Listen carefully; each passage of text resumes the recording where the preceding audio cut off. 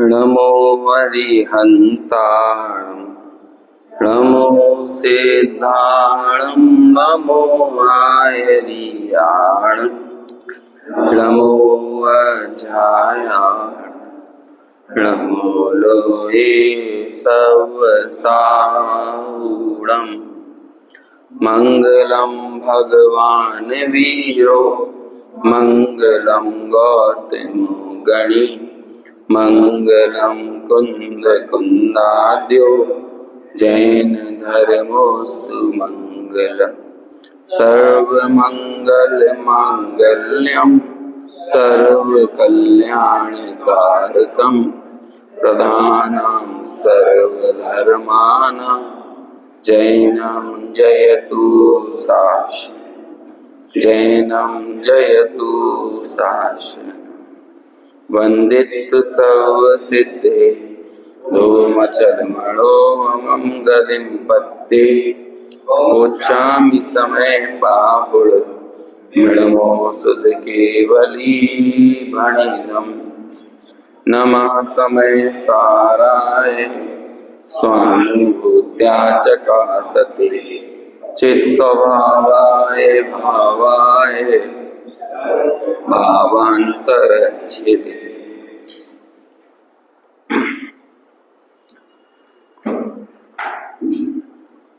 निश्चय स्तुति की चर्चा अपनी चल रही है। 31, 32 और 33 गाथाओं में निश्चय स्तुति का स्वरूप बताया है, जिसमें हमने 31 नंबर की गाथा में ये गायक शंकर दोष के निराकरण पूर्वक जो निश्चय स्तुति होती है उसका स्वरूप विगत दिनों में समझा है। कल चर्चा के आखिर में जो टीका में ये बात आई थी 69 पेज नंबर पे, कैसा है ज्ञान स्वभाव लिखा है ना, आखिरी की 3 लाइनें हैं टीका जहां पर समाप्त होती है। अब चूंकि ऊपर इतनी सारी चर्चा किसकी की थी, ज्ञेयों की, है ना। अब नीचे उस ज्ञेयों से ज्ञान भाव कैसे अलग है इसे भी तो बताना जरूरी है। कंकड़ तो हमने अलग कर दिए, लेकिन जिस अनाज को ग्रहण करना है वो अनाज कैसा है।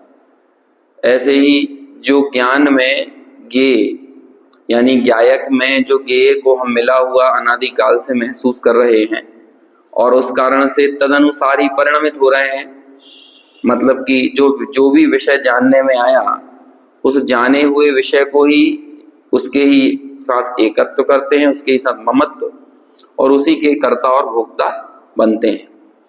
तो आखिर में निराकरण किया। लोक में भी होता है ना, अपने पुत्र को यदि कोई बेधर्मी लड़की पसंद आ जाए या अपनी पुत्री को किसी ऐसे व्यक्ति के प्रति अनुराग पैदा हो जाए जो आपस में एक दूसरे का कोई साम्य ना हो, तो हम उसे समझाते हैं ना कि तुम अपने कुल को तो देखो, अपने स्वभाव को तो देखो, और तुम जहां संबंध बनाने की चेष्टा कर रही हो उसके नेचर को देखो। आजकल तो बहुत चलने लगा है। एक हमारे अपने ही मुमुक्षुओं में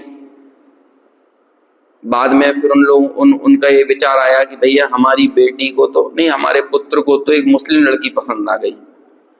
तो बाद में उन्होंने सोचा कि देखो हमने जिस पुत्र के लिए इतना सब धन संपत्ति इकट्ठी की, तो बाद में वो सोच लगे भैया इससे अच्छा तो ज्ञान दान में, धर्म के प्रभावना में इसमें लगाया जाए। तो उन्होंने बाद में ट्रस्ट स्थापित करने का विचार किया, है ना। अभी नाम वाम लेने से तो कोई मतलब है नहीं, लेकिन ये सब चीजें अपन अपने लोगों के बीच में ही देखते हैं। अब उन्होंने क्या सोचा, वो तो खुद खूब धार्मिक थे, इस तत्व ज्ञान से जुड़े हुए थे। अब लेकिन पुत्र कोई ऐसा निकल जाए तो कोई क्या करेगा। समझाने की उन्होंने यथायोग्य कोशिश भी की होगी, तुम अपना कुल तो देखो, तुम कहाँ पर आलू प्याज भी नहीं चलता अपने घर में, और तुम जिस लड़की के प्रति आकर्षित हो रहे हो वो लड़की तो नॉनवेज भी चल रहा है उनके घर में। उनके यहाँ तो त्योहारों पे जानवरों को काटा जा रहा है और ऐसे त्योहार सेलिब्रेट किए जा रहे हैं। अब दोनों का कहीं कोई साम्य हो सकता है?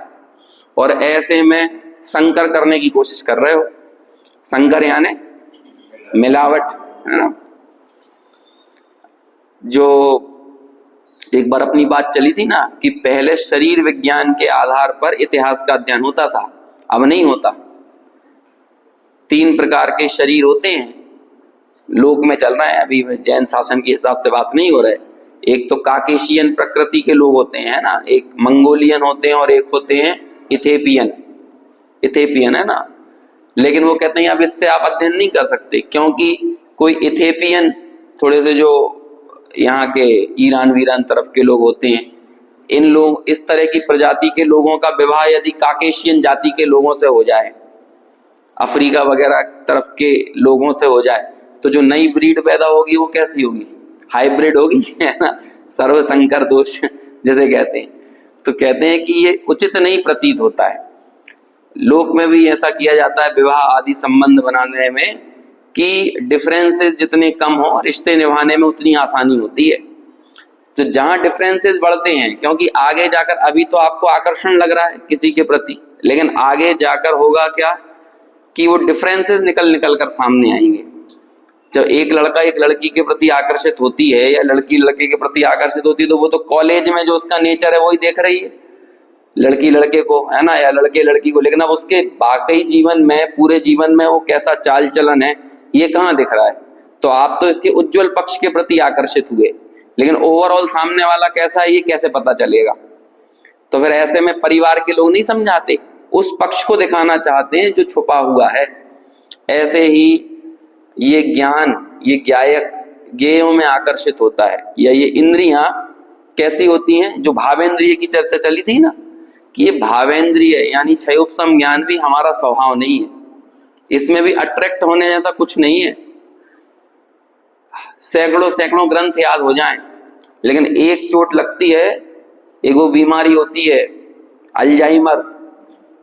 अपने एक विद्वान थे महाराष्ट्र के, उन्होंने 4-5 साल में ऐसी ज्ञान, तत्व ज्ञान की ऐसी रुचि लगी कि उन्होंने इतना अभ्यास किया कि 4-5 सालों में ही उन्होंने कर्णानुयोग के बड़े बड़े ग्रंथों का अभ्यास कर लिया और खुद व्याख्यान देने लगे, और इतना स्पष्टता से धवला वगैरह सब समझाते थे, हमने तो सुना ही सुना है, बहुत बुजुर्ग हैं।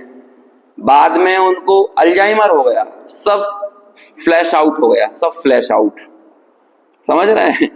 कई बार तो ऐसा लगता है जैसे कि मैं कोई बताते बताते कोई गाथा याद नहीं आती ना, तो वो सचेत करने वाली चीज होती है, अच्छी होती है, शुभ संकेत होता है ना। कई लोग लगता है अशुभ संकेत है, शुभ संकेत है कि यदि वो याद आ जाती तो मुझे अपने ज्ञान पर गुमान हो जाता, लेकिन जैसे वो याद नहीं आती तो पता चलता है देखो ज्ञान कितना पराधीन है।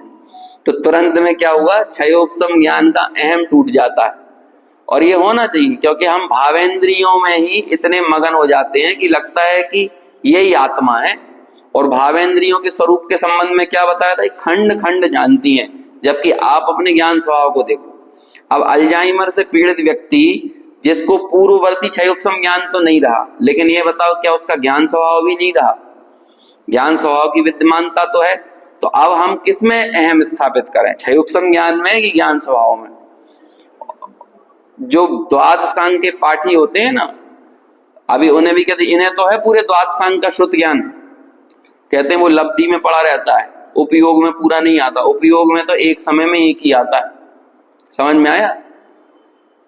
पहले के समय में रेलवे का टिकट काटने के लिए विंडो पे बहुत भीड़ लगा करती थी, अब तो ऑनलाइन व्यवस्था हो गई तो पता नहीं, अब तो कई सालों से गए ही नहीं है, वो भी लगती होगी, कई लोगों को आइडिया नहीं होगा। तो अब मान के चलो 1000 लोगों की लाइन लगी है, तो यहाँ जो बैठा हुआ व्यक्ति है ना, जो टिकट काट रहा है, उसकी लब्धि में पड़ा है 1000 का टिकट काट सकता है, लेकिन उपयोग में तो एक समय में एक का ही टिकट बनाएगा, समझ में आया ना? जो विंडो पे अभी आया है टिकट तो उसका ही बनाएगा।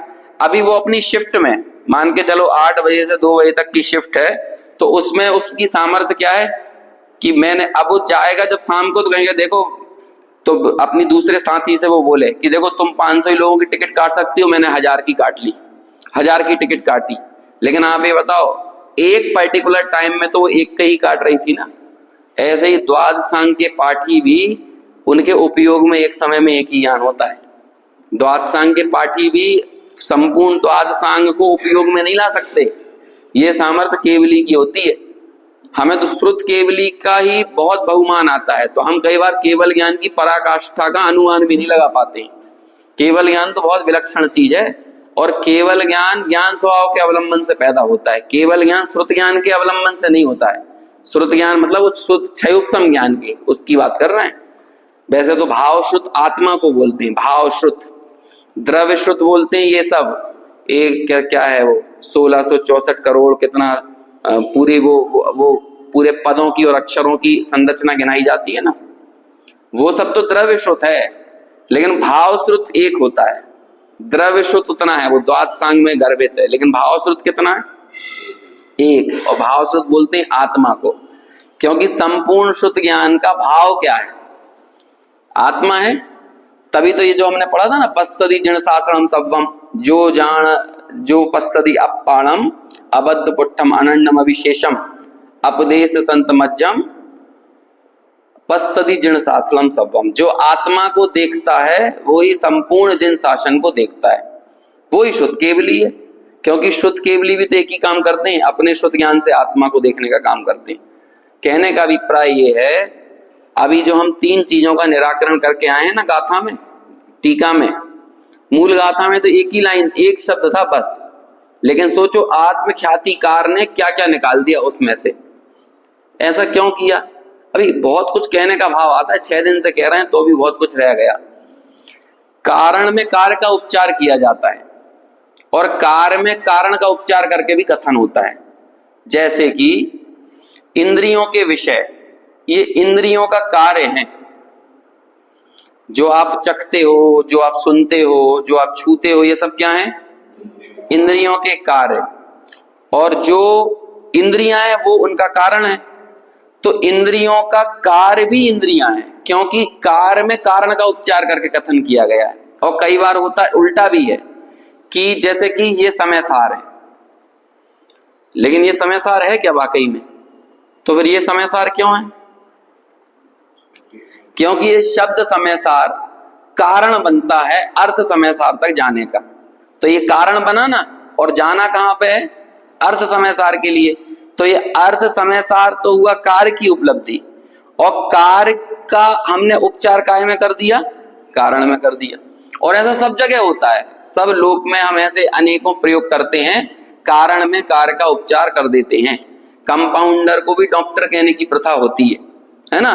क्योंकि यदि वो कंपाउंडर आपको डॉक्टर के पास ले जा रहा है तो वो भी क्या कहलाएगा? जैसे कि मायका, मायका क्या होता है? आपका मायका क्या है? तो हमने बोला अच्छा, हम कोई ने कहा कि हमारा तो इंदौर है, हमारा तो दमोह है, कोटा है, कुछ भी। तो क्या पूरा दमोह मायका है? मायका क्या है? जो माँ है ना, बस उतना ही मायका है, बस इसके अलावा और कोई मायका नहीं है। वो आपका पूरा घर भी जो है ना, वो भी मायका नहीं है। जो माँ है, माँ का सो मायका, जहां माँ है। इसलिए कई बार आपने इस तरह का प्रयोग, अब माँ ही नहीं रही तो मायका कायका, समझ में आया ना? लेकिन वो पूरे के पूरे सबको मायका क्यों कहा जा रहा है? पूरे शहर को। अरे इवन जो यहाँ की बिटिया ब्याह के अमेरिका चला जाए तो उसका मायका भारत हो गया। अब बोलो पूरा भारत मायका है क्या? नहीं है मायका। मायका तो बस माँ है ना, उतना ही मायका है। लेकिन क्यों किया जाता है? इसे ही बोलते हैं उपचार। संपूर्ण कारण में कार्य का उपचार किया जाता है, और कई बार कार्य में कारण का उपचार किया जाता है। तो इंद्रियों के विषय को इंद्रिय क्यों कहा गया है? क्योंकि वो इंद्रिय के विषय किसके कार्य हैं? किसके कार्य हैं? इंद्रियों के कार्य हैं। यदि इंद्रियां ना हो तो बोलो इंद्रिय के विषयों की कोई उपयोगिता रह जाएगी? तो वो भी इंद्रियां ही हैं। इसे ही पद्मप्रभ मलदारी देव की भाषा में मुनिराज का विशेषण जब दिया ना उन्होंने, मुनिराज की भक्ति की, मुझे तो इतना वो पद्मप्रभ मलधारी देव आत्मा को बताते हैं, लेकिन बीच बीच में मुनिराजों की याद करते हैं, क्योंकि वो निज भावना के निमित्त से लिखा गया है ना नियमसार ग्रंथ। तो उन्हें निज भावना में कुंद कुंदाचार याद आते हैं। तो ऐसा लगता है कि पद्मप्रभ मलधारी देव एक एक कलम चला रहे हैं और उनके स्मरण में एक ही व्यक्ति आता है, कुंद कुंदाचार, कुंद कुंदाचार। और कुंद कुंदाचार के बहुमान में इतनी इतनी बातें लिखते हैं। जैसे 38वीं गाथा की टीका में लिखा, आत्मा को आत्मा उपादेय है। तो वो उन्हें 2 आत्मा दिखी ना, आत्मा को और आत्मा उपादेय है। तो एक आत्मा मालूम उन्होंने किसको माना? मुनिराज को।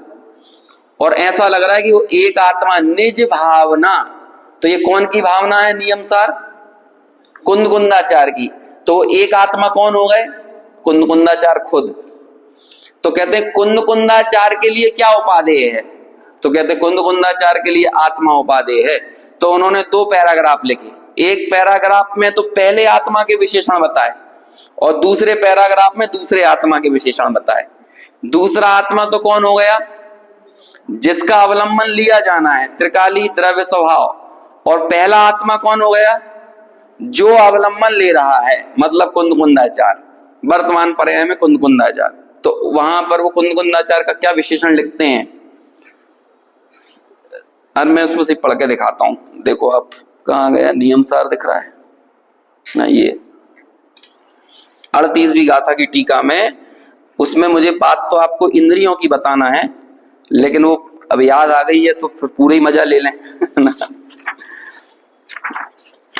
देखो ये 38 गाथा की टीका, इसमें मैं पहले वाले पॉइंट को पढ़ता हूं, मतलब पहले पैराग्राफ के हिस्से को पढ़ता हूं। देखो अभी मुनिराज, इसमें जो विशेषण है ना, उसमें आपको याद आना चाहिए मुनिराजों की, या मुनिराजों की भी क्या कहें, सीधे कुंद कुंदाचार की याद आना चाहिए। सहज वैराग्य रूपी महल के शिखर का जो शिखामणि है, कौन है ये? जिनके सहज वैराग्य रूपी महल का शिखर, और शिखर के, अब इसका अर्थ पता है कैसे करते हैं? सहज वैराग्य रूपी महल एक हिस्सा, सहज वैराग्य रूपी महल का शिखर दूसरा हिस्सा, और सहज वैराग्य रूपी महल के शिखर का शिखामणि तीसरा हिस्सा। तीन चीजें हो गई। सहज वैराग्य रूपी महल मतलब अवरत सम्यक दृष्टि, सहज वैराग्य रूपी महल का शिखर मतलब देश वृत्ति, और सहज वैराग्य रूपी महल के शिखर के शिखामणि मतलब मुनिराज। 3 हिस्से हो गए ना यहाँ पे। तो ये विशेषण एक विशेषण है ना। दूसरा विशेषण, पर द्रव्य से जो परांगमुख है। कौन है पर द्रव्य से परांगमुख? आप संसारी जीवों को नहीं रख सकते, गृहस्थों को नहीं रख सकते, संसारी तो छोड़ो। जो गृहस्थ काम धंधे दुकान व्यापार में फंसा हुआ है, उसे आप नहीं रख सकते परद्रव्य से परांगमुख। यदि परद्रव्य से परांगमुख होता तो तू घुस कहां रहा है, भले अवैध सम्यक दृष्टि ही क्यों ना हो। ये मुनिराज का विशेषण है। ये तीसरा विशेषण जिसके लिए मैंने इसे खोला है, 5 इंद्रियों के विस्तार से रहित देह मात्र जिसे परिग्रह है। क्या कह रहे हैं? देह परिग्रह है, लेकिन कैसी देह? 5 इंद्रियों के विस्तार से रहित। अब ये 5 इंद्रियों का विस्तार क्या होता है? स्पर्शन का विस्तार क्या है?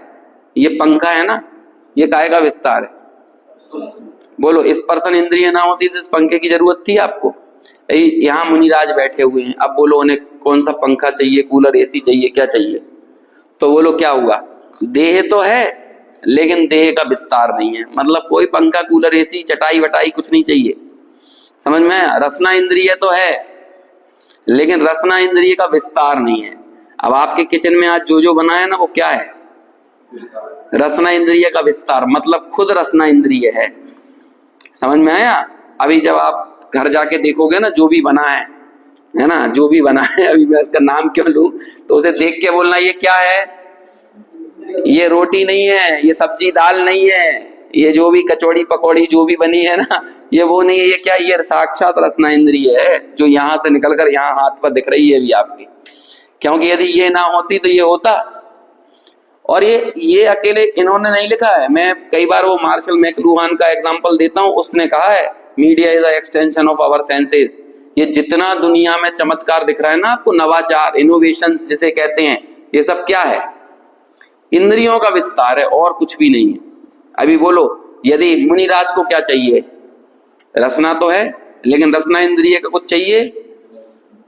और चले जाओ ऐसे ही, कान तो हैं लेकिन कान में कौन सा गीत संगीत सुनाई देना चाहिए? तो ये जो रोज नए नए गाने रिलीज हो रहे हैं, नई नई फिल्में बन रही हैं, ये काय के लिए बन रही हैं? क्या है ये कर्ण इंद्रिय का विस्तार है, चक्षु इंद्रिय का विस्तार है। कल एक बात निकली थी कि ये जो इंद्रियां दिख रही हैं ना, ये तो निमित्त हैं, नैमित्तिक अंदर पड़ा हुआ है। वो नैमित्तिक कौन है? वो भाव इंद्रिय है। कल एक प्रश्न आया था, उस पे यूट्यूब पे किसी ने सुनने के बाद डाला कि भाव इंद्रियों से भेद विज्ञान करना या इंद्रिय ज्ञान को भी हे मानना, ये हमें बर्दाश्त नहीं होता है। समझ ही नहीं पा रहा इंद्रिय ज्ञान। ये तो एक्सेप्टेबल ही नहीं है, एक्सेप्टेबल ही नहीं है। अब ये सोचो, कोई ये कहना ये इंद्रिय ज्ञान यदि ना होता या भावेंद्रिय ज्ञान नहीं होता तो ये शास्त्र आप कैसे सुन रहे हो? बताओ, बोलो क्या ऐसे सुन रहे हो? ये भगवान के दर्शन जो कर रहे हो वो किससे कर रहे हो? है? अभी इस इंद्रिय ज्ञान को हम हे कैसे जान लें? जिस इंद्रिय ज्ञान से हम अपने आत्मा तक पहुंचने का साधन बना रहे हैं वो कैसे जान लें उसे? हे, यही तो चमत्कार है। ये इंद्रियां भी अभी खुल रही है ना, जहां पे ये शास्त्रों की तरफ या भगवान की तरफ, ये भी इनका वास्तविक गंतव्य नहीं है। इनका वास्तविक गंतव्य तो ये इंद्रियां बंद हो जाएं और अंतर्मुख। अंतर्मुख किसे कहते हैं? जो अपने में ही मग्न है। जब तक आप, जैसे देखो अपेंडिक्स की बीमारी होती है ना, तो कहते हैं बहुत तेज अपेंडिक्स का दर्द हुआ तो एक 40 रुपए का इंजेक्शन लगाकर उस दर्द को शांत कर दिया, और डॉक्टर ने बोला कि देखो भाई अभी हम 40 का इंजेक्शन लगा तो रहे हैं लेकिन तुम्हें ऑपरेशन तो करवाना पड़ेगा, है ना। तो वो बोलता देखो आपने 40 रुपए के इंजेक्शन में आज सही कर दिया, 2-3 दिन सही रहेगा, अब हम ये 40 के इंजेक्शन लगवाते रहेंगे, अभी ऑपरेशन कराएंगे तो 1 लाख रुपए खर्च हो जाएंगे। और वो कोई बनिया टाइप का आदमी हो तो उसने कैलकुलेशन निकाल लिया पूरा कि भाई हम यदि 25-30 साल तक भी 40 का इंजेक्शन लगवाएं तो भी 1 लाख रुपए नहीं लगने वाला, तो क्यों 1 लाख रुपए डालो? तो कहते हैं तुम 40 के इंजेक्शन लगवाओगे लेकिन अंदर ही अंदर वो मर्ज पनपता रहेगा। समझ में आया? मूल मर्ज का इलाज होना चाहिए। ये तो टेम्परेरी इलाज है, टेम्परेरी व्यवस्था है। ऐसे ही ये जिन दर्शन एक टेम्परेरी व्यवस्था है परिणामों को संभालने की, परमानेंट व्यवस्था नहीं है। परमानेंट व्यवस्था तो क्या है? अंदर जो मर्ज पनप रहा है ना उसको निकालो। ये इंद्रियां बाहर की तरफ खुल रही हैं, अब ये भोगों की तरफ खुलती हैं तो ये तो बड़ी दिक्कत की बात है। तो टेम्परेरी इलाज कर दिया कि कहां खुलेगी ये जिनवाणी सुनो, कानों का ये सदुपयोग है। लेकिन ये टेम्परेरी व्यवस्था है। पंडित जी साहब एक बात कहते थे, रविंद्र जी है ना, वो कहते थे कि तुम ज्यादा सुनने का राग तुमसे सुनने की सामर्थ्य छीन लेगा। है ना। जब पहली बार जब उनकी बात कानों में पड़ी तो लगा क्या कह रहे हो? हाँ, ये ज्यादा जिनवाणी सुनने का राग भी जिनवाणी सुनने की सामर्थ्य छीन लेगा। यदि सुनने के बाद गुन्ना मतलब भीतर जाने के हमारे अंदर में कोई रस ना हो। लोगों को पड़ा रहता है आजकल, एक ऑनलाइन प्रवचन बंद हुआ फिर दूसरा लगा लो, फिर दूसरा बंद हुआ फिर तीसरा लगा लो, तीसरा हुआ चौथा लगा लो, और शाम को पूछो क्या क्या सुना तो पता नहीं, कुछ नहीं पता। इसलिए एक एक गाथा, एक एक शब्द का मर्म क्या है। अभी देखो इतनी सी बात है, वेद विज्ञान के लिए अपने आप में पर्याप्त है। पूर्व में भी कई गाथाएं ऐसी निकल चुकी हैं, अकेली मैं इसकी बात नहीं कर रहा हूं। ज्ञान स्वभाव आपको इंद्रियों से ज्यादा लगना चाहिए, और इंद्रियों के 3 भेद हैं, द्रव्येंद्रिय, भावेंद्रिय और इंद्रिय के विषय। अब बस इतनी सी बात में आप समझ लो कि हमें क्या ज्यादा लग रहा है। ज्यादा लगना मतलब वो उसमें मैं पना भाषित होना, बाकी सब चीजों में मैं नहीं लगना, उसमें आनंद लगना, ज्ञान स्वभाव में आनंद लगना, इंद्रियों में आनंद नहीं लगना। कितना जान लिया और कितना भोग लिया इसमें आनंद नहीं लगना। तो हमने ये कहा कि ये भाव इंद्रियां भी क्यों ना हो, ये ज्ञान स्वभाव में तुम मिलाओगे ना तो ये दोनों की जाति अलग है। ये विधर्मियों के विवाह की भांति है, और जब विधर्मी आपस में मिलते हैं तो बर्तन तो खटखटाते हैं देर सवेर। आपको शुरू में लगेगा कि हाँ अच्छा एक के हुआ है, अच्छा मिलाप हुआ है, लेकिन वो डिफरेंसेस बाद में कॉन्फ्लिक्ट बनकर सामने आए बिना नहीं रहेंगे, और वो आ ही रहे अनादिकाल से। हमें थोड़े समय के लिए लगता है हाँ आज तो भगवान के दर्शन हो गए, लेकिन भगवान के दर्शन हुए तो अगले घंटे भर बाद तो ये कसाय कहां से निकल के आ रही है। इसका मतलब कहीं ना कहीं भावेंद्रियों में एकत्व पड़ा है ना, क्षयोपशम ज्ञान में एकत्व पड़ा है। और अपन ने बार बार इस पे चर्चा की, क्षयोपशमिक भाव कभी भी उपादेय बनाने योग्य नहीं होता, अहम स्थापित करने योग्य नहीं होता। चारों भाव नहीं होते। जितना पर औदैहिक भाव है उतना ही पर छायक भाव भी है। पर मतलब उस पर भी दृष्टि नहीं होती है। जितना पर छायक भाव है उतना ही औपसमिक और छायोपसमिक है। क्यों? क्योंकि आश्रय लेने योग्य तो एक ही है ना, त्रिकाली भाव, परम पारिणामिक भाव जिसे कहते हैं। और वो परम पारिणामिक भाव कौन है? ज्ञान स्वभाव। उसी के अलग अलग विशेषण हैं ये। उसे ही हम कह देते हैं परम शुद्ध निश्चय का विषय, उसे ही कह देते हैं परम स्वसंवेदन का विषय, उसे ही बोल देते हैं परम समाधि का कारण, उसे ही बोल देते हैं कारण समय सार, उसे ही बोल देते हैं कारण नियम सार, उसे ही बोल देते हैं ज्ञान स्वभाव, सरल भाषा में। और कुछ नहीं है, वो ज्ञान स्वभाव आपको अधिक लगना चाहिए। वो गाथा बस इतनी तो बोलती थी, णाण सहावादियम, है ना। एक बार और गाथा पढ़ो, 31 नंबर, सिर्फ प्राकृत पढ़ेंगे, है ना। जो इंद्रिये जनिता णाण सहावादियम मुणति आदम तम खलु जिदिन्द्रियं ते भणन्ति जेणच्छिदा साहु। क्या कह रहे हैं? णाण सहावादियम, याद दिख रहा है सब, ज्ञान स्वभाव अधिक लगता है। अच्छा ये बताओ, ये वाली गाथा जितेंद्रिय जिन को समझने के लिए थी या जितेंद्रिय जिन बनने के लिए थी? किसके लिए है ये अंडरस्टैंडिंग के लिए नहीं है, ये काय के लिए है? ये आत्मख्याति नाम है ना इसका। ये क्यों है आत्मख्याति? आत्मा ही की ख्याति होना चाहिए। और देखो आखिरी लाइन में अभी हमने पढ़ा था कल हमने, इसको मैं पूरा कर लूं पहले। मुनिराज के विषय में नियम सार खुला है ना, पर द्रव्य से परांगमुख है, 5 इंद्रियों के विस्तार से रहित देह मात्र जैसे परिग्रह है। और देखो मुनिराज, जो परम जिन योगीश्वर हैं और स्वद्रव्य में जिसकी तीक्ष्ण बुद्धि है, बोलो कौन है? ऐसे आत्मा को, ऐसे मुनिराजों को, ऐसे कुंदकुंदाचार्य देव को, ऐसे स्वभाव के सन्मुख जीव को कौन उपादेय है? आत्मा वास्तव में उपादेय है। आत्मा को आत्मा उपादेय है। तो एक आत्मा का अर्थ क्या किया मुनिराज, और उसमें क्या बताया? एक आत्मा में 5 इंद्रियों के विस्तार से रहित देह ही जिनका परिग्रह है ना। तो ये इसलिए मैंने यहाँ पर आपको एग्जाम्पल दिया कि वो इंद्रिय के विषय भी क्या हैं? इंद्रिय ही हैं। आज हम कितनी तालियां बजाते हैं, हमारे घर के पास अस्पताल खुल गया, हम कितनी खुश होते हैं, हमारे घर के पास एक टॉकीज खुल गया, हमारे घर के पास एक शॉपिंग मॉल खुल गया। बोलो काय की खुशी मना रहे हो? काय की खुशी मना रहे हो? काय का एक अर्थ है ये नया शॉपिंग मॉल। ये घर बेचने वाले, अपार्टमेंट्स बेचने वाले क्या कहते हैं? ATM 10 मिनट्स वॉक, है ना। Hospital 5 minutes walk, railway station 10 minutes walk. ये क्या देख रहे हो आप? क्या देख रहे हो? आपके नजदीक क्या देख रहे हो? इंद्रियां देख रहे हो, है ना। इसलिए इंद्रिय के विषय भी क्या है? इंद्रियां हैं। Media is a extension of our senses. सारा मीडिया यानी जितने माध्यम दिख रहे हैं ना, आप अपनी आंखें उठाकर देखो, आपको सिर्फ आपकी इंद्रिय दिख रही हैं। देख लो, कुछ भी देख लो, ये इस कमरे में जो कुछ भी दिख रहा है ना, वो इंद्रियां हैं।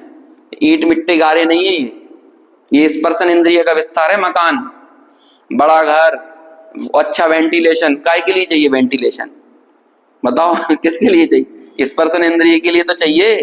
तो बोलो अच्छा वेंटिलेशन काय के लिए होता है? दीवार पर चकमक, वो बड़े बड़े होटल होते हैं ना, तो दीवारों के चारों तरफ एक्वेरियम रहता है।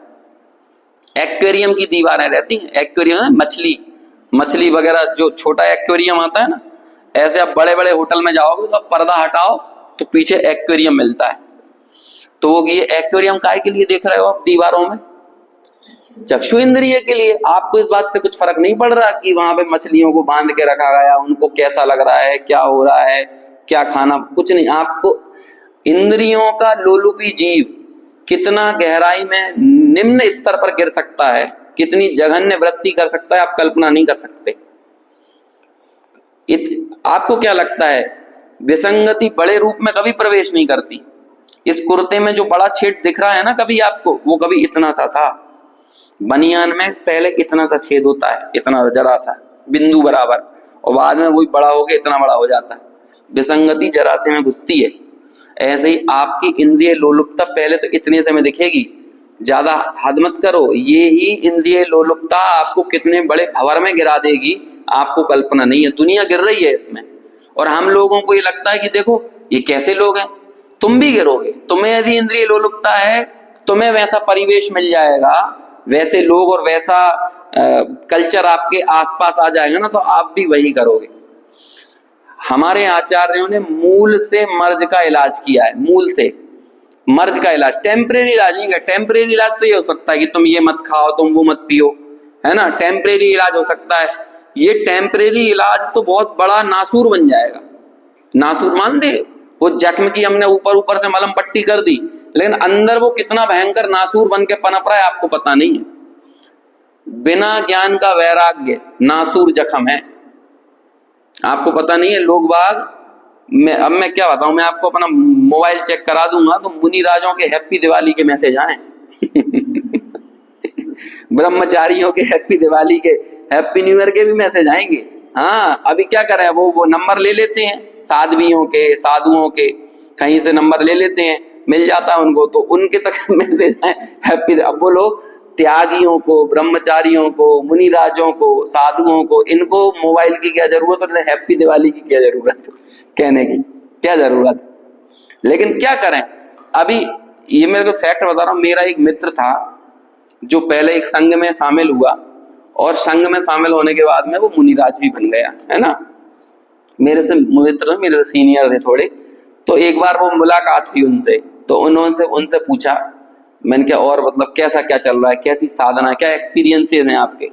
तो मालूम क्या उत्तर था, देखो भाई अब क्या बताएं, कर्म काटने निकले थे लेकिन समय काट रहे हैं समझ में आया, आप निकले थे कर्म काटने के लिए, लेकिन अब क्या हो गया है, क्योंकि वापस लौटने का रास्ता बड़ा मुश्किल हो गया है, वापस लौटना बड़ा मुश्किल हो गया, क्योंकि अब दुनिया एक्सेप्ट नहीं करेगी। आप यदि मुनि बन गए, त्यागी बन गए, चादर ओढ़ लिया आपने, और चादर ओढ़कर रिटर्न मार के जब आप गृहस्थी में आओगे तो आपका परिवार ही एक्सेप्ट नहीं करेगा, क्योंकि परिवार ने भी अपना अहंकार स्थापित कर लिया था कि हमारे परिवार के तो ये त्यागी हैं, हमारे परिवार के तो ये हैं। अब वो यदि रिटर्न मार के आओगे तो पूरे परिवार की भी तौहीन हो रही है, बेइज्जती हो रही है पूरे परिवार की, आप क्या करोगे आप। इसलिए ये सिस्टमेटिक होता है काम। आप जब तक ज्ञान नहीं होगा, ज्ञान और वैराग्य की आपस में संधि है, आप बिना ज्ञान के छोड़ दो चीजें, आप क्या करोगे, वो अंदर की वासना बन जाएगी, बहुत गहरी वासना के रूप में बाद में प्रज्वलित होकर आएगी। क्यों होता है ये, आज जबरदस्ती, इसलिए सब भूमि का अनुसार चीजें होती हैं। कोई तीर्थंकर ब्रह्मचारी नहीं होता, मुझे मालूम है आप 5 के नाम बताओगे, ये तो हुंडा और सरमणी काल के कारण हुए समझ में आया, ये नहीं तो होता ही नहीं है। तीर्थंकर मतलब चारों पुरुषार्थ में सर्वोत्कृष्ट। 4 पुरुषार्थ होते हैं ना, कौन कौन से, धर्म, अर्थ, काम और मोक्ष। पैसा भी इतना कमाता है वो कि उसके लेवल का आसपास कोई आदमी नहीं होता, वैभव ऐसा, रत्नों की वृष्टि ऐसी, समझ में आया। कोई भी बाल अवस्था में, कुमार अवस्था में, बहुत शैशव अवस्था में कभी भी दीक्षित नहीं होता, बाकायदा राजपाट करता है। वो क्यों करता है, ये सारी चीजें क्यों है, धर्म तीर्थ की प्रवृत्ति ऐसे ही होती है। तीर्थंकरों का काम है धर्म तीर्थ की प्रवृत्ति करना। वो हर चीज सिखा के जाते हैं कि यदि अर्थ सृजन भी करोगे तो कैसा होना चाहिए, है ना, काम भी होना चाहिए तो कैसा होना चाहिए, लेकिन उसके बाद सर्वोत्कृष्ट मार्ग कौन सा है ये दिखा के जाते हैं। वो हम लोग अक्सर कह देते हैं ना, इनके घर में तो खाने कुछ नहीं था तो भी बन गए मुनि, ऐसा बोल देते हो ना। नहीं, भगवान तीर्थंकर जो बनेगा वो ये दिखाता है कि दुनिया का सारा वैभव हमारे पास था, लेकिन सर्वोत्कृष्ट मार्ग क्या है, इसको ठुकरा देना है। दीनहीन आदमी कभी तीर्थंकर नहीं बनता, है ना, दलित कुचिलता, हर चीज में एकदम, शरीर भी उनके जैसा किसी का नहीं, वैभव सौंदर्य उनके जैसा किसी का नहीं, हर प्रकार का ऐश्वर्य जो हो सकता है वो तीर्थंकर के जैसा किसी का नहीं होता है। और बाद में वो सारे ऐश्वर्य को ठुकरा के मुक्ति की साधना करने के लिए जाता है, नजीर प्रस्तुत करता है, वो नजीर उदाहरण पेश करता है दुनिया के सामने, ताकि दुनिया को एक कहने के लिए ना रह जाए, अरे अब उनके तो घर में राजपाट था नहीं, उनके घर में खाने पीने को था नहीं, सो बन गए, है ना, ये कहने को नहीं होना चाहिए। सब चीज बता के जाता है, उन्हें लड़की नहीं मिल रही थी तो ब्रह्मचारी बन गए, है ना, ऐसा नहीं होना चाहिए। सब दिखा के जाते हैं। सर्वांग सुंदरी, उस समय की जो सर्वांग सुंदरियां होती हैं, सर्वगुण संपन्न कन्याएं, वो ही तीर्थंकर की पत्नियां बनती हैं। लेकिन कहते हैं इसमें भी कोई दम नहीं है ना, ये तो ऐसा ही होता है। और यदि विवाह नहीं हो रहा है तो ये पाप का उदय है समझ में आया। और तीर्थंकरों के ऐसे पाप का उदय नहीं होता। है ना, असाता वेदनीय का उदय हो और भोगांतराय कर्म का उदय हो तो विवाह नहीं होता है। और तीर्थंकर की सारी प्रशस्त प्रकृतियां रहती हैं, तो ये तो हुंडा और सर्पणी के कारण 5 का नहीं हुआ, नहीं तो सबका ही होता है। समझ में आया? यही है, यही व्यवस्था है। ये पुण्य को ऐसे काक बीट सम तजत हैं सम्यक दृष्टि लोग, ऐसा ही होता है, कौए की लेटरिंग के जैसे छोड़ के जाते हैं पूरा। ये सर्वांग सुंदरी कन्याएं है? छोटे दादा की 17वें नंबर की पंक्ति है, 17वें नंबर 24 बोली की ना जनेन्द्र वंदना, उसमें कुंतुनाथ भगवान की वंदना है। मन हर मदन तन है, बहुत अच्छी पंक्ति है, बहुत। मन हर वदन तन बरन सुवरन समानी, है सब पढ़ना, वो जनेन्द्र वंदना में है ना। हाँ, वो सुनने जैसा है कि सर्वांग सुंदरी कन्याएं, स्वयं का मनहर बदन, सारे भोग और सारी चीजों को उन्होंने ऐसे अपने जीवन में अपना लिया, लेकिन वो कहते हैं कि ऐसे छोड़ के जाते हैं, अभी क्या बताएं, अभी बोलने में अच्छा नहीं लगता। कोई मल त्याग करने के बाद रिटर्न में देखता है कि कितना मल त्याग किया, ऐसे पूरे वैभव को छोड़कर चले जाते हैं, ऐसा वैभव छोड़ के जाते हैं। ये होती है अंदर में ज्ञान हो और तब वो वैराग्य फलीभूत हो तो शोभनीय होता है। और बिना ज्ञान के वैराग्य ले लोगे तो क्या होगा, वो नासूर बनकर सामने आएगा। ऐसे ही इंद्रियों को पहले समझो, इंद्रियों के विषयों को समझो और उन सबसे ज्यादा ज्ञान स्वभाव लगना चाहिए। आगे 34वें नंबर की गाथा आने वाली है, बहुत जबरदस्त। निश्चय स्तुति बता देंगे, ये मिलावट कर रहे हैं ना जो अनादिकाल से। अगली गाथा में आएगी भाव्य भावक संकर दोष का निराकरण, और इस गाथा में चल रहा है गेय गायक संकर दोष का निराकरण। समझ में आए? और ये गेय गायक और भाव्य भावक में पहले भी बहुत बता चुका हूं आपको, ये 2 ही चीजें हैं। कषाएं होती हैं भाव्य और अशुद्ध उपादान होता है उनको भाने वाला भावक। ये भावक अलग है और भाव्य अलग है, और ये गेय अलग है और गायक अलग है। यहाँ पे अभी ये बताया जा रहा है, आगे क्या बताएंगे, भाव्य अलग है और भावक अलग है। भाव्य और भावक को मत मिलाओ, गेय और गायक को मत मिलाओ। जब ये तीनों चीजें हम मिलावट बंद कर देंगे ना, तो आगे गाथा में कहेंगे हृणाणम पच्चखाणम, ज्ञान ही त्याग है, ज्ञान ही प्रत्याख्यान है। और हम लोग बिना ज्ञान के प्रत्याख्यान करने चले जाएं तो वो लोग कब होगा? ऐसे ही व्यवस्था होती है। आप 10वीं 12वीं पास ना करो और MA के एडमिशन लेने चले जाओगे तो कैसे चलेगा? एक पूरी सिस्टमेटिक प्रक्रिया है ना हर एक चीज की, ऐसा ही स्वरूप है, इसके अलावा कोई स्वरूप नहीं है। भूमि का अनुसार भाव आए बिना रहते ही नहीं है, और भूमि का अनुसार भावों की पूर्ति करते हुए भी सम्यक दृष्टि अपने आप को उनसे भिन्न जानता है। यही सम्यक दृष्टि की निर्मल पर्याय की विशेषता है, यही उसकी निर्मलता का कारण। यदि वो मिलावट करने लगेगा, आपको लग रहा है, इष्टोपदेश का श्लोक है मेरे हिसाब से 41 नंबर के आसपास, 40 या 41 होना चाहिए। ब्रुवन नपि न ब्रूयते, है ना, गच्छन नपि न गच्छति, बोलता हुआ भी बोलता नहीं है। आपको लग रहा है वो बोल रहा है, लेकिन क्या है, ब्रुवन नपि न ब्रूयते, बोलता हुआ भी बोलता नहीं है। गच्छन नपि न गच्छति, चल रहा है, आपको लग रहा है नहीं है, वो चलता हुआ भी चल नहीं रहा है। स्त्री कृत्वा आत्मानम, अपने आप को सिर्फ आत्मा में स्थिर कर लिया है। पश्यन नपि न पश्यति, देखता हुआ भी नहीं देख रहा है। समझ में आया? आपको लग रहा है एक ज्ञानी बैठा हुआ है, किसी कन्या की तरफ नजर गई, आपको लग रहा है ये कैसे कन्या को निहार रहा है। अरे तुम्हें लग रहा है वो कन्या को निहार रहा है, उसे लग रहा है कि देखो ये अपने यौवन को कैसे दूसरों को रिझाने में बर्बाद कर रही है। उससे भी वैराग्य झलक रहा है, हर एक चीजों से वैराग्य झलक रहा है। तो ये कहते हैं वो तुम्हें लग रहा है वो देख रहा है, लेकिन वो पश्यन नपि न पश्यति। समझ में आया? ज्ञानी, आप प्रथमानुयोग के शास्त्र पढ़ो, शाम के समय जीवंदर कुमार भ्रमण पे निकले, या फिर और भी जो भी प्रथमानुयोग का पढ़ लेना। राम जी शाम को उपवन में भ्रमण के लिए निकले, संध्या काल में भ्रमण के लिए निकले, सैर पे निकले, यही चलता है। अब आप देखोगे कि वहां कोई सी चीज उन्होंने देखी और वहीं तुरंत उस दृश्य को दिखा के द्रव्यानुयोग का सिद्धांत घटा देंगे। उन्होंने देखा कि कमल के पत्थर पर ओस की बूंदें पड़ी हुई हैं, अब वो देख रहे थे भ्रमण करते हुए उपवन में कमल के पत्तों पे ओस की बूंदें, और तुरंत उन्हें क्या दिख गया, देखो तो कितनी मनमोहक लग रही है ओस की बूंदें। और फिर उसका विशेषण किया जाएगा इतना लंबा, मानो कि साक्षात मोतियों ने ही उपवन में अपना घेरा घेर लिया हो, ये कर लिया हो, वो कर लिया हो। इतना लंबा पैराग्राफ 2 पेज भर देंगे कहो उसके विशेषणों में, और फिर 2 लाइनों में हवा निकाल देंगे, है ना। पंप से हवा भरने में तो टाइम लगता है, लेकिन निकालने में तो सुई लगती है लगती है कि नहीं। और ऐसे 1 लाइन लिखेंगे और पूरी सुई से हवा निकाल देंगे क्या।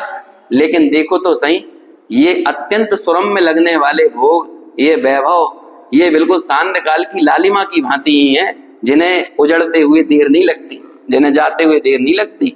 ऐसे इन भोगों से क्या ममत्व स्थापित किया जाए। तो निकल गई हवा। अब कर लो। अभी जब भाई आप ये देखो इन्फ्रेंस क्या है, कॉन्सिक्वेंसेस देखना चाहिए, हर एक चीज के अंतिम परिणाम देखो कि बाद में निकल कर क्या आ रहा है। यदि आप उन कॉन्सिक्वेंसेस को नहीं देखोगे ना, अंतिम परिणाम को नहीं देखोगे, तो बीच के वैभव को देखो। प्रथमानुयोग आपको ऐसे ही मिलेगा, 8-8 पेज में कहो तो अंजना के सौंदर्य का वर्णन कर दें 8 पेज में, तो आपको लोगे जिनसेनाचार्य को हो क्या गया, ये दिगंबर मुनिराज है। अंजना के एक एक अंग का वर्णन करेंगे वो, उसकी नाक ऐसी, उसके गाल ऐसे, उसके बाल ऐसे, उसकी मतलब है ना पूरा स्ट्रक्चर बता देंगे 8 पेजों में, और फिर हवा निकाल देंगे, है ना। बिल्कुल जरा में कहते, लेकिन ऐसा ये अत्यंत सौम्य सौंदर्य लावण्यमय काया, ये भी क्या है, इसके भीतर क्या भरा हुआ है। मलमूत्र मांस का गाढ़ा रात दिन सड़ा, हमें नित पड़ा उठाकर धरना है। अज्ञानी ही ऐसे इस बाह्य के चर्म पर मोहित होते हैं, और चर्म पर मोहित होने वाला काम तो किनका होता है, चमड़े पर मुग्ध कौन होता है? या तो वो होता है, नहीं तो कुकर होता है, स्वान होता है। स्वान की दृष्टि होती है मांस के ऊपर, चमड़े के ऊपर, ऐसे करके एक बार में हवा निकाल देंगे। तो ये इस तरह का नेचर है। अंदर में आपके ज्ञान होगा तो आप देखोगे कि पश्यन नपि न पश्यति, आप वो देखते हुए भी नहीं देख रहा है, बोलते हुए भी नहीं बोल रहा है, गच्छन नपि न गच्छति। ये मिलावट को दूर करना बहुत जरूरी है। ये मिलावट हमारा स्वास्थ्य बिगाड़ रही है ना। ऐसे ये गया एक संकर दोष का निराकरण किया, और आखिरी में देखो कैसा है ज्ञान स्वभाव। सबसे पहली लाइन ही है, इस विश्व के यानी समस्त पदार्थों के ऊपर तिरता हुआ, तैरता हुआ। जैसे कि पूरे के पूरे बड़े से तालाब में आप एक अद्दी तेल डाल दो, लेकिन वो एक अद्दी तेल उस तालाब की सघनता ज्यादा है ना, तो भी वो तेल उसमें मिल जाएगा, क्या होगा, ऊपर तैरता रहेगा, पूरे तालाब में तैरने लगेगा। समंदर में भी होता है। समंदर अपनी लहरों से तेल को अलग फेंक देता है, तेल को अपने अंदर मिलने नहीं देता। ये टाइटैनिक माइटैनिक जैसे जहाज जब डूब जाते हैं ना, तो इनका जो डीजल वीजल जो ऑयल रहता है ना, वो पूरा का पूरा समंदर के ऊपर ही आ जाता है तैरता हुआ।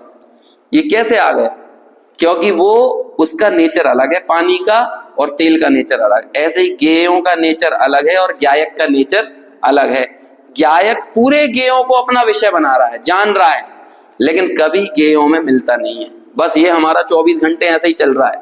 अब हमारी ये गलत फहमियां हैं कि हमें ये लग रहा है कि हम गेय को जानते हुए गेय में ही मिल गए।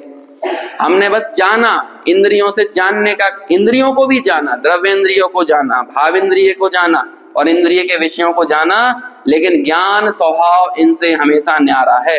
इसका नाम है ऋण सहावादियम।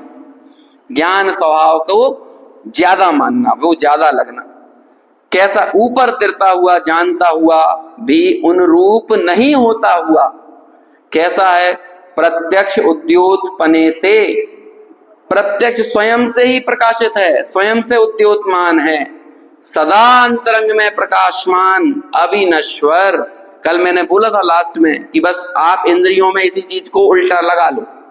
इंद्रियों के विषय कैसे हैं, इंद्रियों का ज्ञान कैसा है, जीवन भर हम पढ़ लें, लेकिन ये रटा हुआ इकट्ठा किया हुआ ज्ञान का क्या हो जाएगा, ज्ञानियों का चला जाता है। बड़े बड़े ज्ञानियों का ऐसी हरकतें करने लगे कि पता नहीं, आप किसी को लिख के नहीं दे सकते आप कि ये ऐसी बातें कर रहे थे और ये अगले पल कैसा रिएक्ट करेंगे, आप नहीं बता सकते। मुनिराजों के साथ 6ठे 7वें गुण स्थान में झूलने वाले मुनिराज आखिर में चिल्लाने लगते हैं, मेरी पत्नी को बुलाओ, मुझे घर ले चलो, मुझे मुनि नहीं रहना है। ये भगवती आराधना में वर्णन किया ना ऐसा, तो ये कैसे हो गया कि रत्ती भर भी देखो जितना हम इस क्षयोपशम ज्ञान का सदुपयोग बस इतना ही है कि क्षयोपशम ज्ञान की प्रकटता में क्षयोपशम ज्ञान से एकत्व तोड़ लो, बस ये इसीलिए है, उसके लिए मिला है।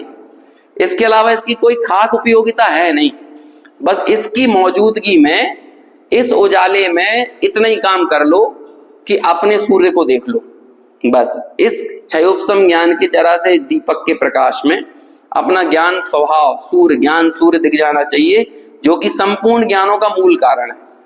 निगोद से लेकर सिद्ध अवस्था तक में कौन निरंतर विद्यमान है? वही विद्यमान है। और आपको यदि ये लग रहा है क्षयोपशम ज्ञान निरंतर बना रहेगा तो इस गलत फहमी मत रहना, ये जाने ही वाला है। और मैं बार बार इस बात की जिक्र कर चुका हूं कि हमें खुद नहीं मालूम है कि ये कब चला जाए, कब हमारा ये आप गारंटी नहीं लिख के दे सकते कि आज आप यहाँ ऐसे सुन रहे हो कल आप ऐसे ही सुनते रहोगे, है ना। ये समागम सदा नहीं रहेंगे।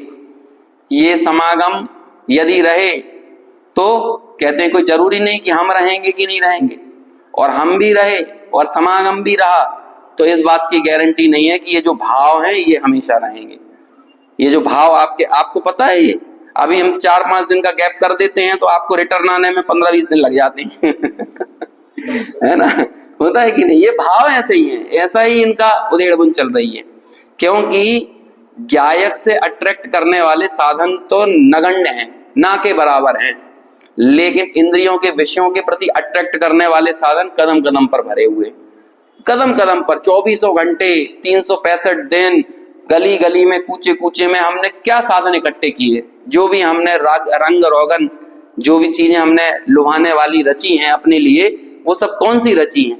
वही है जो इंद्रियों के भोग इंद्रियों के विषय, इसलिए हमारा वहीं पर उपयोग पड़ा रहता है। इसलिए ये सारा क्षयोपशम ज्ञान ये इंद्रिय के विषय ये नश्वर हैं और ज्ञायक स्वभाव अविनश्वर है, स्वयं सिद्ध है, परमार्थ सत्य है, ऐसा ये भगवान ज्ञान स्वभाव है। ज्ञायक तो 2-3 लाइनों में बताया और ज्ञेयों को बताने में तो पूरी की पूरी टीका लगा दी, समझ में है ना, ज्ञेयों की सच्चाई बताने में। लेकिन ऐसे इस ज्ञायक को और इन ज्ञेयों की मिलावट हमें बंद करना वो बहुत जरूरी है।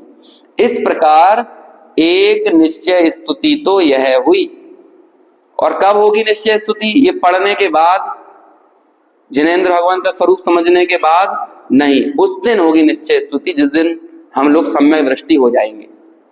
समझ में है ना, सम्यक दृष्टि हो गए ना आपने जय जिनेंद्र बोल लिया उस दिन, उससे पहले कोई जय जिनेंद्र भी नहीं बोल रहा है ना, उसने जिनेंद्र भगवान को समझ लिया। सम्यक दृष्टि होकर ही जिनेंद्र भगवान, क्या बताएं, वो बहन श्री बहन का एक वचन है, उन्होंने लिखा, भगवान की प्रतिभा देख के बोलते हैं, ऐसे बोलते हैं, ये भगवान है, ये भी मुझे आज समझ में आया है। जबकि जीवन भर हो गया था उनको हाथ जोड़ते जोड़ते उनकी पूजा भक्ति करते हुए, लेकिन बाद में एक बार अचानक ऐसे बोलती हैं, है ना, जब अंदर से ऐसी कोई प्रतीति उमड़ी तो ये भगवान है, ये भी मुझे आज समझ में आया है। अभी तक तो यही समझ में नहीं आ रहा था कि ये भगवान है। हम तो परंपरागत हो रहे हैं, हम लोग मुसलमान हो रहे होते तो अजान कर रहे होते, समझ में आया। यदि हम कोई वैष्णव में हुए होते तो हम वो पूज रहे होते। ये तो अंदर की परीक्षा, उनमें है क्या, वो लोग क्या है, कोई ग्लैमर नजर नहीं आता भगवान में। अपने भगवान में कोई ग्लैमर दिखता है आपको? कोई ग्लैमर नहीं है। वो हमने थोड़ा बहुत ग्लैमर बनाने की चेष्टा की, या मूर्ति में तो कुछ नहीं कर सकते तो अगल बगल में कर देते हैं, है ना, सोने की नक्काशी बक्काशी बना देते हैं। वास्तव में अच्छे भगवान तो सब है में से, मतलब मन को लुभाने वाले, मन को एकाग्र करने वाले, लुभाने वाला शब्द भी अच्छा नहीं, एकाग्र करने वाली तो वो होती है अगल बगल में कुछ ना हो, कोई चमक दमक कुछ नहीं हो, ना उसका गोल्डन कलर का पॉलिश हो, ना कुछ हो, ना नीचे कुछ हो, ना ऊपर, बस भगवान हो, एक ही प्रतिमा हो। और ये 100 हजार प्रतिमा रख देते हैं ना, उससे भी डिस्ट्रैक्शन बहुत होता है। एक भगवान की प्रतिमा हो बस, और कुछ भी ना हो, बस वो वहीं पर एक दृष्टि एकाग्र हो सकती है। वो आपको कब समझ में आएगा ये भगवान है। अब आपको वो भगवान कब तक नहीं लगेंगे, अब आपका कुछ ना कुछ मन चलेगा, थोड़ा सा चमर में कुछ कर देते हैं, कुछ छत्र में कुछ कर देते हैं, थोड़ा बैकग्राउंड ऐसा बना देते हैं, ये दीवार खाली लग रही, इसके पीछे वॉलपेपर लगा देते हैं, तो ये भगवान में तो कुछ गुंजाइश समझ में नहीं आ रही। यदि मन चले ना, इसको छूट दे दी जाए, जैसे कई जगह छूट मिलती गई है, तो छूट मिली है तो उन्होंने क्या किया, अभी ये क्या कहते हैं, 26 जनवरी 15 अगस्त पे ऐसे फोटो आते हैं कि भगवान के 3 कलरों में अभिषेक कर दिया, 3 कलर में अभिषेक कर दिया। अब वो 3 कलर में अभिषेक भगवान का कैसे हुआ होगा आप सोचो। 3 कलर, ये पंचामृत के 5 अमृत डाल दिए उन्होंने, तो वो 3 कलर में अभिषेक कर दिया। अभी उस अभिषेक को थोड़ी देर सस्टेन करने के लिए थोड़ा गाढ़ा तक तो छोड़ना पड़ेगा, तभी तो आपकी फोटो ले पाओगे, कैप्चर कर पाओगे। यदि एकदम द्रवित पदार्थ होगा तो तुरंत बह जाएगा वो, लेकिन थोड़ी देर स्टेबल रहेगा तो वो वही होना चाहिए, थोड़ा सा गाढ़ा पदार्थ होना चाहिए। तो ऐसे फूलों के रंगों से और पता नहीं काय काय से ऐसा अभिषेक कर देते। ये सारी चीजें चल रही हैं। अभी हमारा अट्रैक्शन यहाँ पड़ा है ना, लोग बात कहते हैं कि देखो ज्यादातर लोग तो इनको ही मानने वाले हैं। अभी बहुत आसान काम है, जैसे आप पैंट शर्ट पहन के आए हो और अभी चलो कोई बात नहीं, कर लो अभिषेक कर लो, कोई दिक्कत नहीं है। तो अभी ज्यादा लोग तो यही कंफर्टेबल है उनके लिए कि पैंट शर्ट पहनी और ऊपर से एक दुपट्टा ओढ़ लिया और भगवान का अभिषेक कर दिया। लेकिन ये थोड़ा सा मुश्किल पड़ेगा कि हाँ शुद्ध वस्त्र पहन के आओ, ये अपने अशुद्ध वस्त्र चेंज करो, उतारो, तो वो लोग भीड़ काय में जुटेगी। अभी जिन लोगों ने जिनवाणी का, तत्व का, भगवान का कोई निर्णय नहीं है, अब इनसे बोल दो अरे कोई दिक्कत नहीं है, हमारे यहाँ तो स्त्री और पुरुष में कोई भेदभाव नहीं किया जाता, आओ लेडीज भी कर सकती हैं अभिषेक, तो वो लोग जनता काय में ज्यादा जुड़ेगी, अट्रैक्शन काय में ज्यादा है। ये कि यापनीय संघ हुआ अपन लोगों में, यापनीय संघ मालूम वो क्यों हुआ? ऐसे ही लोगों को अट्रैक्ट करने के लिए, उन्हें अट्रैक्ट करने के लिए। तो दिगंबर और श्वेतांबर के बीच की खिचड़ी था वो यापनीय संघ, तो उसमें बस यही किया, ठीक है अरे बिना कपड़ों के भी मोक्ष हो जाता है, कपड़ों के भी मोक्ष हो जाता है, और बाद में फिर धीरे धीरे वो फिर श्वेतांबर में आगे कन्वर्ट होते चले गए। तो ये बहुत आसान काम है, थोड़ी सी शिथिलता आप ला दो तो लोगों को अट्रैक्ट कर सकते हो। लेकिन भगवान कब समझ में आएंगे? जब स्वयं सम्यक दर्शन होगा तब समझ में आएंगे कि इनमें भले कोई ग्लैमर नहीं है, लेकिन असली कल्चर इनमें ही है, असली संस्कृति इनमें ही है। इनको देखकर ये लग रहा है कि हाँ नाण स्वभावादि हम, बाकी सबको देखकर तो लग रहा है कि इंद्रिय ज्यादा है और ज्ञान स्वभाव हल्का है, ज्ञान स्वभाव कम है। ऐसी ये निश्चय स्तुति हुई। ब्रैकेट में लिखा हुआ है यहाँ पर, ज्ञेय का द्रव्येंद्रियों, भावेंद्रियों तथा इंद्रियों के विषयभूत पदार्थों का और ज्ञायक स्वरूप स्वयं आत्मा का, उन दोनों का अनुभव विषयों की आसक्ति से एक साथ था। जब भेद ज्ञान से हमने भिन्नत्व ज्ञात किया तब वह ये ज्ञायक संकर दोष दूर हुआ, ऐसा यहाँ जानना। ऐसे ये ज्ञायक संकर दोष का निराकरण हुआ। अब भाव्य भावक संकर दोष दूर करके स्तुति करते हैं। अभी मात्र हम ये गाथा पढ़ते हैं, चर्चा कल करेंगे। जो मोहम तुजिणित्ता णाण सहावादियम मुणदि आदम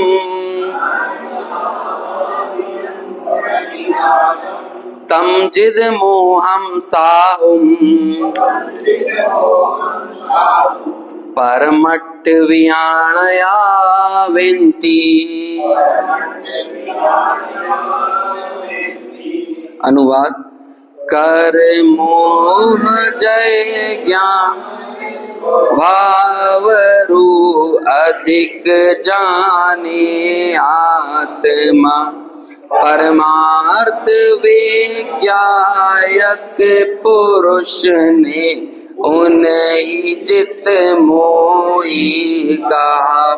अभी हम पढ़ रहे थे कि इंद्रियों से ज्यादा ज्ञान स्वभाव को जानो, अगली गाथा में कहेंगे मोह से ज्यादा ज्ञान स्वभाव को जानो, है ना। ऐसी दूसरी निश्चय स्तुति की चर्चा आगे कल करें।